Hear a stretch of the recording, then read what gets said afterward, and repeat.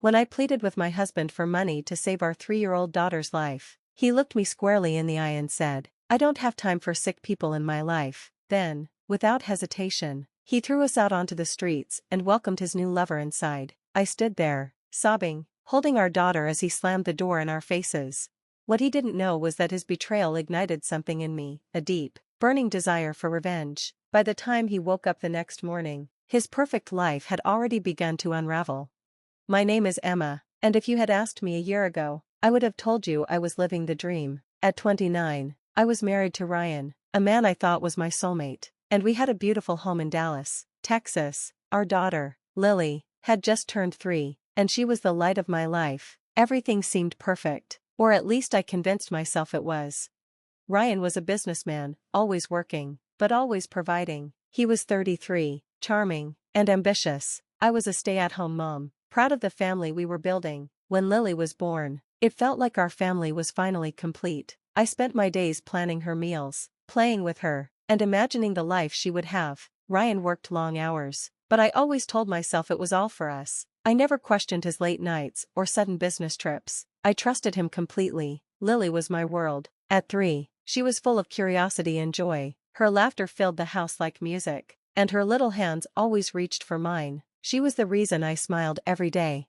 Ryan adored her too, or so I thought. He would lift her high in the air, calling her his princess. Those moments felt real, and I clung to them, unaware of the storm brewing just beneath the surface.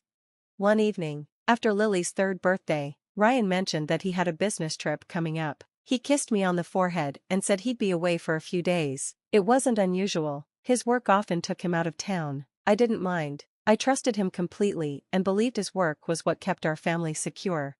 Things took a turn a few days later. It started with Lily catching a cold. At first, I didn't think much of it. Kids get sick, right? But her fever escalated quickly, and by the 2nd day, she was burning up and barely able to stay awake. I tried everything, cool compresses, over-the-counter medicine, but nothing worked. Her little body felt so fragile in my arms, and her soft whimpers broke my heart. I was terrified.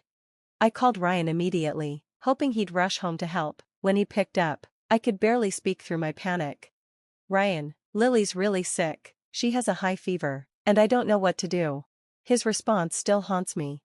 "I'm about to board a flight. Emma, you'll have to handle it. She's probably fine. Just give her some medicine." "Ryan, it's serious," I begged. "She needs a doctor." "Emma," he said, his tone colder than I'd ever heard, "I'm not canceling a business trip over a little fever. You're her mother, handle it." He hung up, leaving me stunned, holding a child who desperately needed help. For a moment, I couldn't move. How could the man I loved and trusted be so dismissive? But Lily didn't have time for me to process my shock. She needed me to act. I rushed her to the hospital, praying the entire way. The emergency room was chaos, but I begged the receptionist to help. When Dr. Collins, a neurologist, finally examined her, his face grew serious. "The fever has caused complications in her brain," he explained. "She needs surgery immediately. It's the only way to save her." My heart sank. "Surgery? My sweet, little Lily? How much will it cost?" I asked, my voice shaking. Dr. Collins hesitated. "You'll need to pay a $155,000 deposit to proceed." $155,000. I didn't have that kind of money, and Ryan wasn't answering my calls. I texted him, left voicemails, even sent voice notes. He saw them, I know, because the messages were marked as read, but he didn't reply. My husband, the man who claimed to love our family, was ignoring us in our darkest hour. I sat in that cold hospital corridor, holding Lily's limp hand and crying like I'd never cried before. I didn't know what to do. Then it hit me. I had no choice. I ran home, grabbed my jewelry box, and returned to the hospital. I sold every piece I had, my wedding ring, family heirlooms, everything. It still wasn't enough, but I begged the jeweler to advance me the rest. By some miracle, he agreed. I handed over the deposit, and Dr. Collins and his team moved quickly. Hours felt like years as I sat in the waiting room, praying for Lily's life. When Dr. Collins finally came out, he gave me a small, reassuring smile. "The surgery was a success," he said. "She's going to be okay." Relief washed over me, and I collapsed to my knees, thanking him and the team for saving my daughter. Lily was alive, and that was all that mattered. But even in that moment of gratitude, questions gnawed at me. Where was Ryan? Why hadn't he cared enough to respond? My heart began to crack, and though I didn't know it then, it was the beginning of the end. My perfect life was shattering, piece by piece. I had no idea what awaited me when we returned home. When Lily and I finally returned home from the hospital, I was emotionally and physically drained. All I wanted was to put her to bed and rest after the nightmare of the past few days, but as I pulled into the driveway, I noticed something strange. Ryan's car was parked there. My heart lifted for a brief moment. Maybe he was here to explain, to apologize. Maybe I had misunderstood his silence during Lily's crisis. Carrying Lily in my arms, I approached the door. I could see the lights on inside and hear muffled voices. Something felt off, but I couldn't put my finger on it. I opened the door, and what I saw stopped me in my tracks. Ryan was standing in the living room with a young woman I didn't recognize. She was tall, with perfect hair and a smug smile that made my stomach turn. They were laughing, standing far too close for it to be innocent. Lily whimpered in my arms, sensing the tension. "Ryan," I said, my voice trembling, "who is this?" He turned to me, his expression calm, almost indifferent. "This is Ava," he said, as though introducing an old friend. "We're together now." For a moment, I thought I must have misunderstood. Together? What is he talking about? "Ryan," I said, my voice rising, "what do you mean? I just came back from the hospital with our daughter. Do you even care what she's been through? What I've been through?" His response was a dagger to my heart. "Emma," he said coldly, "I've made my decision. You and Lily can manage on your own from now on. I don't need sick people dragging me down." I stared at him, stunned. Was this really the man I had built a life with? The father of my child? The room seemed to spin as his words sank in. "You're leaving us?" I whispered. For her part, Ava stepped forward, her smile widening. "It's not personal," Chloe said, her voice dripping with a sickening sweetness. "Ryan and I share something you can't understand." I couldn't hold it in any longer. "How dare you?" I shouted, my anger finally bursting through my shock. "I've been holding this family together while you've been off playing with your little mistress. Do you even know what I had to do to save our daughter's life? I sold everything, my wedding ring, my mother's necklace, all because you didn't care enough to answer your phone." Ryan shrugged, his face blank, unmoved. "That's your problem, Emma, not mine." Before I could respond, he walked to the door and opened it. "You need to leave," he said, his voice cold. "I've packed your things, they're outside." I couldn't believe what I was hearing. "You're kicking us out?" I asked, my voice breaking. "Where are we supposed to go, Ryan? This is Lily's home." "It's my house," he replied with finality. "You'll figure it out." Chloe leaned against the doorframe, smirking. "Good luck, Emma," she said with mock sympathy. I felt the weight of Lily in my arms, her small body warm against mine, and that gave me the strength to stand tall. "You'll regret this, Ryan," I said, my voice steady, despite the tears streaming down my face. "You're a coward and a liar, and I'll make sure the world knows it." He didn't flinch. "Do what you need to do," he said dismissively, slamming the door behind me. Standing outside in the cold night, a mix of fury and despair washed over me. I looked down at Lily, her innocent face, so unaware of the betrayal she'd just experienced. "It's going to be okay," I whispered, "more for my sake than hers. We'll get through this, I promise." With nowhere else to turn, I called Grace, my best friend. She answered on the first ring, her voice full of concern. "Emma, what's wrong?" I poured everything out in a rush: the hospital, the surgery, Ryan's betrayal, and how he'd thrown us out. Grace didn't hesitate. "Come to me," she said firmly. "I'll meet you at the shelter. You're not alone in this." When I arrived at the women's shelter where Grace worked, she enveloped me in a tight hug. "You're safe now," she said softly. "We'll figure this out together." Over the next few days, I opened up to Grace, telling her everything about Ryan's sudden coldness, his betrayal, and how he had chosen Chloe over his own family. She listened without judgment, her expression a mix of anger and sadness. "Emma," she said one evening, "I think there's more to this. Ryan doesn't just walk away from his family without a reason. Something doesn't add up." "What do you mean?" I asked, though I could feel deep down that she was right. Grace leaned in, her face serious. "I think Ryan's hiding something, and I know someone who can help us find out."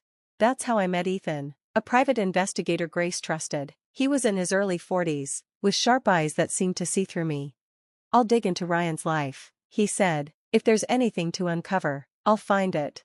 I wasn't sure what to expect, but I knew one thing: I needed answers. Ryan had shattered my life, and I couldn't let him get away with it. As I waited for Ethan's findings, I focused on Lily, who was slowly recovering. Her laughter was softer now, her energy drained, but she was alive, and that was all that mattered. Still, I couldn't shake the anger that festered in me. Ryan had betrayed us, abandoned us, and I wouldn't let him walk away unscathed. Whatever secrets he was hiding, I was determined to uncover them. I didn't know it yet, but the truth would change everything. A week after meeting Ethan, I sat in Grace's small office at the shelter, anxiously awaiting his report. My mind was racing with questions. What could Ryan possibly be hiding? Was this betrayal just the surface of something much worse? Lily was playing quietly in the corner, her soft giggles a small comfort amid the storm in my mind. When Ethan finally walked in, his face was grim. He carried a folder under his arm, and the weight in his eyes told me he had found something significant. "Emma," he began, setting the folder down on the desk, "you need to brace yourself. What I've uncovered isn't just about infidelity, it's much worse." My stomach dropped. Grace reached out and squeezed my hand, her silent way of telling me I wasn't alone. "Tell me," I said, keeping my voice steady despite the chaos inside me. Ethan opened the folder, revealing photos, documents, and transaction records.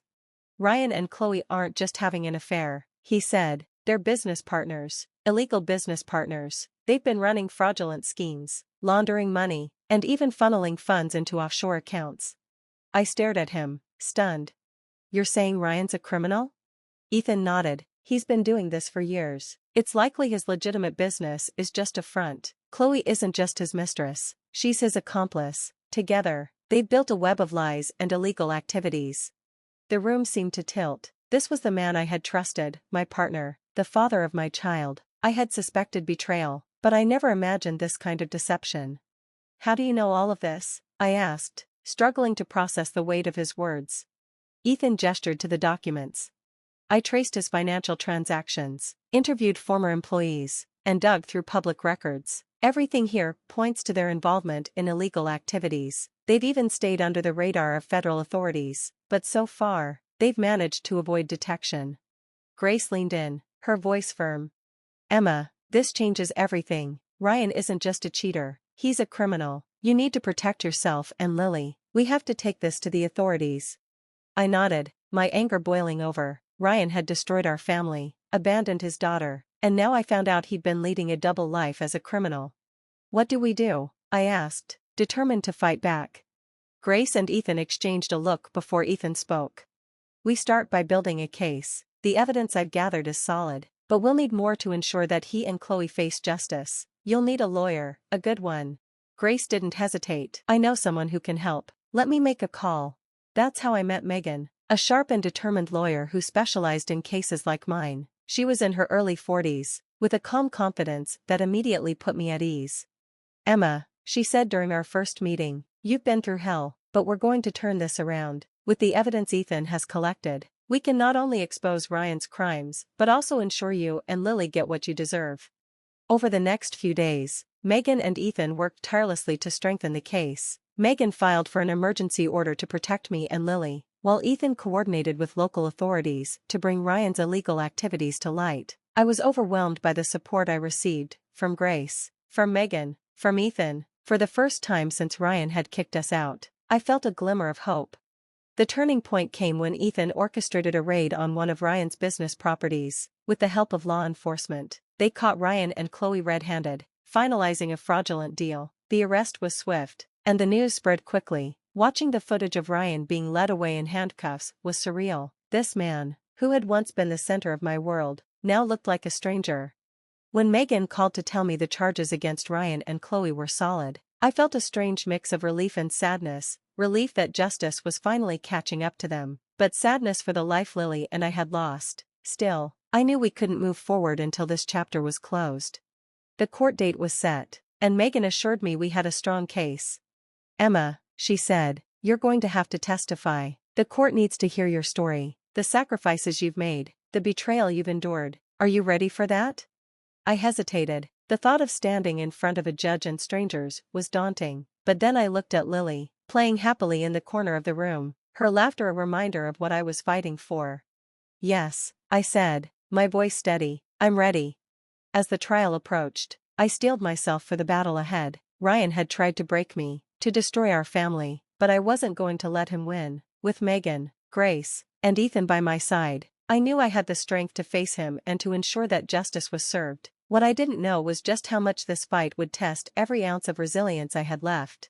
The day of the trial arrived. Standing outside the courthouse, I held Lily's hand tightly. Her wide eyes looked up at me, full of trust, reminding me why I had to face this day. It was for her, for our future. Grace and Megan stood beside me, their support unwavering. Moments later, Ethan joined us, his calm confidence reassuring. "We got this, Emma," he said, "the evidence is solid." As we entered the courtroom, my heart raced. The room's grandeur, with its towering judge's bench and rows of seats, was intimidating. Across the room, Ryan sat with Chloe, their lawyers flanking them. Ryan caught my eye and smirked, as though it were all a game. I suppressed my anger, focusing instead on Lily, who was safely seated with Grace in the gallery.